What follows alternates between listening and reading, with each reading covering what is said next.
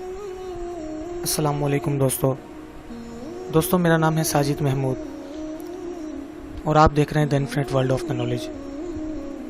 دوستوں ترک ایک قدیم قوم ہے جس نے اسلام کو بہت ہی بہادر، نڈر اور دلیر مجاہدین دیے، جس میں سے ایک آج پاکستان، ترکی، انڈیا، بنگلہ دیش نیز کے جہاں جہاں مسلمان اس دنیا میں رہتے ہیں تمام کے دلوں میں راج کر رہا ہے۔ دوستوں اس کا نام ہے ارطغرل غازی، جس کے بارے میں آج کل ہم بہت سے ٹی وی میں دیکھ رہے ہیں۔ دوستوں میں ان کے لیے لفظ ڈرامہ استعمال نہیں کروں گا، کیونکہ وہ ہمارے اسلام کے بہت بہادر اور نڈر لیڈر تھے جن کا تعلق ترکی کے ایک قبیلے سے تھا۔ دوستوں آج ہم بات کرنے جا رہے ہیں ترک قوم کے بارے میں۔ ترک قوم کہاں سے وجود میں آئی، کس طرح اسلام قبول کیا اور اسلام کی سربراہی تک کا سفر انہوں نے کس طرح طے کیا۔ تو دوستوں ہمارے ساتھ جڑے رہیے، اور میں نئے آنے والے دوستوں سے گزارش کروں گا کہ ہمارے چینل کو سبسکرائب کر لیں اور ساتھ لگے بیل آئیکن کے بٹن کو بھی دبا دیں، تاکہ اس طرح کی نالج سے ریلیٹڈ انفارمیٹیو ویڈیوز کی نوٹیفیکیشنز آپ کو ملتی رہیں۔ تو دوستوں آج کی ویڈیو سٹارٹ کرتے ہیں۔ دوستوں تمام مسلمان ممالک پر سربراہی کرنے والا ملک ترکی، جس نے کبھی کسی مسلمان ملک پر آنچ نہیں آنے دی اور ہر دم مسلمان ممالک کی مدد کرنے کے لیے کوشاں رہا۔ آخر ایک صدی پہلے اسے ایسی کیا مجبوری پیش آئی کہ جس کی وجہ سے اسے معاہدہ لوازم سائن کرنا پڑا اور ان تمام بندشوں کو قبول کرنا پڑا۔ دوستوں اس کے بارے میں بھی ہم آپ کو آگاہی دیں گے، اور ہماری کوشش یہی رہے گی کہ کم سے کم وقت میں جتنا ہو سکے آپ کی نالج میں اضافہ کریں۔ سب سے پہلے دوستوں بات کرتے ہیں کہ ترکی قوم آئی کہاں سے اور ان کے بانی کون تھے۔ دوستوں ترکی اول 6 صدی عیسوی میں روشناس ہوئے۔ یہ خانہ بدوش قوم تھی جو مشرقی ایشیا اور وسط ایشیا میں گھومتی پھرتی تھی اور وقتاً فوقتاً مغربی ایشیا اور مشرقی یورپ کی آبادیوں پر حملہ آور ہو کر انہیں ویران کر دیتی تھی۔ 6 صدی عیسوی میں اس نے ایک ایسی زبردست سلطنت قائم کر لی جو منگولیا اور چین کی شمالی سرحد سے بحر اسود تک پھیلی ہوئی تھی۔ اس سلطنت کے بانی کا نام چینی کتب میں تومین اور جبکہ ترکی کتب میں بومین لکھا گیا ہے۔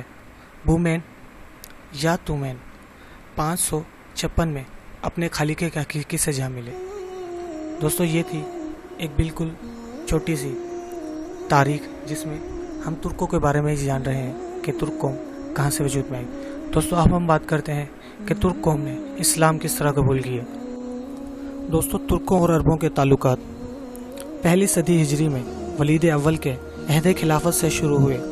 اس عہد میں قتیبہ بن مسلم نے پکیز، بخارا، سمرقند، خوارزم، فرغانہ، شاش، تاشقند اور کاشغر کے ترکی علاقے فتح کر کے وہاں اسلامی حکومت قائم کی، لیکن ان فتوحات کا اثر ترکوں کے قبول اسلام پر بہت کم پڑا اور بد دستور وہ بت پرستی کرتے رہے۔ البتہ سمرقند میں قتیبہ کی بت شکنی نے بت پرستی کا خاتمہ بھی کر دیا۔ جب قتیبہ وہاں پہنچا تو اسے بہت سے بت خانے نظر آئے جن کی نسبت عام طور پر یقین کیا جاتا تھا کہ ان کے ساتھ بے ادبی کرنے والا فوراً ہلاک ہو جائے گا۔ قتیبہ نے ان بت خانوں میں آگ لگا دی، مگر اس پر کچھ آنچ نہ آئی۔ یہ دیکھ کر بت پرستوں نے اسلام قبول کر لیا۔ دوستوں اب بات کرتے ہیں اس بہادر اور نڈر لیڈر ارطغرل غازی کے بارے میں۔ دوستوں 7ویں صدی ہجری یا 13ویں صدی عیسوی کی ابتدا میں شاہان خوارزم کی قوت اوج شباب پر تھی، اور وہ ایران و خراسان اور شام و عراق میں آل سلجوق کے بیشتر مقبوضات پر قابض ہو چکے تھے اور ایشیا کی تمام اسلامی سلطنتوں کو فتح کر لینا چاہتے تھے۔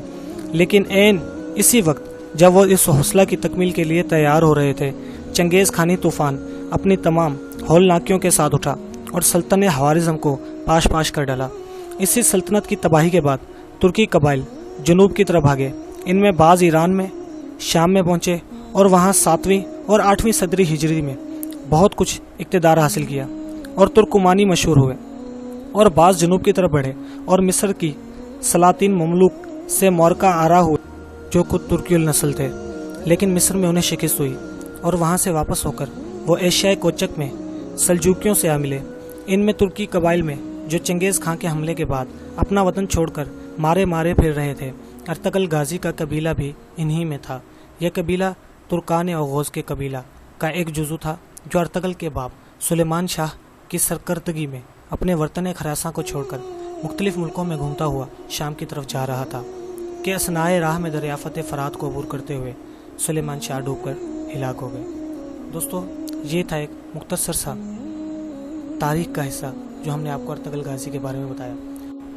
دوستو، ترکی جو پچھلی 1 صدی پہلے تمام مسلمان ممالک کا سربراہ تھا، اب ہم بات کرنے جا رہے ہیں کہ ترکی پر ایسی کیا وجوہات ہوئی یا ایسی کیا مجبوریاں پیش آئی کہ جن کی وجہ سے ترکی کو معاہدہ لوازم دستخط کرنا پڑا۔ تو دوستو آئیں ڈالتے ہیں اس پہلو پر ایک نظر۔ دوستو، عرب شریف میں 1922 تک ترکی کی حکومت قائم تھی، جسے خلافت عثمانیہ کے نام سے جانا جاتا ہے۔ 1922 سے پہلے سعودی عرب کا نام سعودی عرب نہیں بلکہ حجاز مقدس تھا۔ خلافت عثمانیہ دنیا کے 3 بڑے اعظموں پر 623 سال تک قائم رہی، مطلب 1299 سے 1922 تک 623 سال قائم رہی۔ جب بھی دنیا میں مسلمانوں پر ظلم ستم ہوتا تو ترکی حکومت اس کا منہ توڑ جواب دیتی۔ دوستو، اسلام مخالف یا مسلمان کے دشمن قوتوں، طاقتوں یا ممالک کو اس چیز سے خوف تھا کہ جب تک سلطنت عثمانیہ ہے یا خلافت عثمانیہ ہے، ہم مسلمانوں کا کچھ نہیں بگاڑ سکتے۔ دوستو، تو اس اسلام مخالف قوتوں نے خلافت عثمانیہ کو ختم کرنے کی سازش شروع کی۔ 19ویں صدی میں سلطنت عثمانیہ اور روس کے درمیان بہت سی جنگیں بھی ہوئیں۔ چونکہ مکہ اور مدینہ مسلمانوں کے نزدیک قابل احترام ہیں، اسی لیے سب سے پہلے فتنہ وہیں سے شروع کروایا گیا۔ دوستو، ان اسلام مخالف قوتوں نے سب سے پہلے ایک شخص کو کھڑا کیا جو کہ کرسچن تھا اور ایسی عربی زبان بولتا تھا کہ کسی کو اس پر شک تک نہ ہو۔ اس نے عرب کے لوگوں کو خلافت عثمانیہ کے خلاف یہ کہہ کر گمراہ کرنے کی ناکام کوششیں کی کہ تم عربی ہو اور یہ ترکی اجمی ہیں، مطلب کہ غیر عربی ہیں، ہم اجمی کی حکومت کو کیسے برداشت کر رہے ہیں، پر لوگوں نے اس کی ایک نہ مانی۔ دوستو، یہ شخص لارنس آف عربیہ کے نام سے مشہور ہوا، جسے آپ آج بھی گوگل پر سرچ کر سکتے ہیں۔ دوستو، اس کے بعد پھر مسلمان دشمن ممالک نے ایک شخص کو کھڑا کیا جس کا نام عبد الوہاب نجدی تھا۔ عبد الوہاب نجدی کی ملاقات عرب کے ایک سوداگر سے ہوئی جس کا نام ابن سعود تھا۔ اس نے ابن سعود کو عرب کا حکمران بنانے کا لالچ دیا۔ پھر ابن سعود نے مکہ، مدینہ، طائف میں ترکی کے خلاف جنگ شروع کر دی۔ مکہ، مدینہ شریف اور طائف کے لاکھوں مسلمان ابن سعود کی ڈاکو فوج کے ہاتھوں شہید ہوئے۔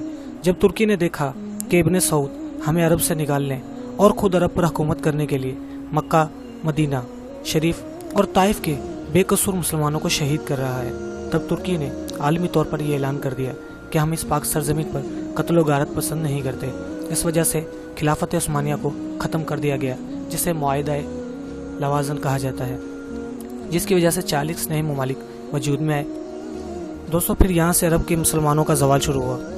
حجاز مقدس کا نام 1400 سال کی تاریخ میں پہلی بار بدلا گیا۔ ابن سعود نے حجاز مقدس کا نام اپنے نام پر سعودیہ رکھ دیا، اور اس فتنے کا ذکر احادیث میں بھی ملتا ہے، اور اسی وجہ سے سرکار دو عالم حضرت محمد صلی اللہ علیہ وآلہ وسلم نے سعودی عرب کے شہر نجد کے بارے میں دعا نہیں فرمائی تھی۔ اسی نجد میں ابن عبد الوہاب نجدی پیدا ہوا، جس سے انگریزوں نے ایک نئے مذہب کی بنیاد ڈلوائی، اور یہی شہر مسیلمہ کذاب کا جائے پیدائش بھی ہے۔ لیکن دنیا بھر کے مسلمانوں کی آنکھوں میں دھول جھونکنے کے لیے انگریزوں نے اس نجد شہر سے اس کا نام تبدیل کر کے ریاض رکھ دیا، جو آج کل سعودیہ کا دارالحکومت ہے۔ دوستو، جنت البقیع اور جنت الملا میں صحابہ رضوان اللہ اجمعین اور اہل بیت علیہ السلام کے مزارات پر بلڈوزر چلایا گیا اور تمام قبروں کی بے حرمتی کر کے ان کو ملیا میٹ کر دیا۔ بدقسمتی سے آج بھی کئی بھولے بھالے مسلمان انہی قبروں کو سنت کے مطابق سمجھتے ہیں، حالانکہ 1922 سے پہلے وہ ایسی نہ تھیں۔ حرم شریف کے جن دروازوں کے نام صحابہ اور اہل بیت کے نام پر رکھے گئے تھے، ان کا نام آل سعود کے نام پر رکھ دیا گیا۔ دوستو، یہ ساری معلومات آپ انٹرنیٹ کے علاوہ تمام تاریخی کتابوں میں بھی پڑھ سکتے ہیں۔ دوستو، اس کے بعد ان لوگوں نے اپنی کامیابی پر 1962 میں ہالی ووڈ کی ایک مووی بنائی جس کا نام لارنس آف عربیہ تھا، جو بہت بار دیکھی جا چکی ہے۔ اس کے بعد یہود و نصارہ کو عرب میں آنے کی اجازت مل گئی۔ جس دن ابن سعود عرب کا بادشاہ بنا، اس دن ایک جشن ہوا۔ اس جشن میں امریکہ، برطانیہ اور دوسرے ملکوں کے پرائم منسٹر ابن سعود کو مبارکباد دینے پہنچ گئے۔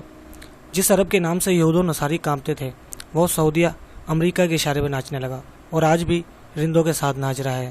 یہود و نصاری کی اس ناپاک سازش کا ذکر کرتے ہوئے ڈاکٹر علامہ محمد اقبال نے اپنے کلام میں کہا کہ وہ فاقہ کش جو موت سے ڈرتا نہیں ذرا، روح محمد صلی اللہ علیہ وآلہ وسلم اس کے دل سے نکال دو، فکر عرب کو دے کے فرنگی یہ تخلیات، اسلام کو حجاز اور یمن سے نکال دو۔